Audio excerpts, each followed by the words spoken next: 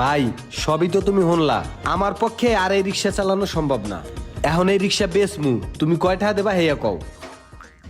ভাই রিক্সা আপনার কাছে যেমন ফ্রেশ বেচছিলাম, রিক্সাটা কিন্তু এখন আর ওরকম ফ্রেশ নাই। শুনলাম কয়েকটা পোল্ট্রি খাওয়াইছেন, তারপর মুরগির বাচ্চা মেরে লাইছেন, ছাগলের পুত্র উড়াই দিয়েছেন, ছাগলও টানছেন। এলাকার মানুষ এখন এই রিক্সা খুঁজে পাইলেই মনে করেন ঝামেলা করো, বুঝেন নাই? এখন যদি যে অবস্থা আছে রিক্সা আমার যদি দেন, তাইলে গদ্দামাল হিসাবে আপনার দাম দিতে পারি। এই মনে করেন যে 1500 টাকা দিব, দেন ভাই।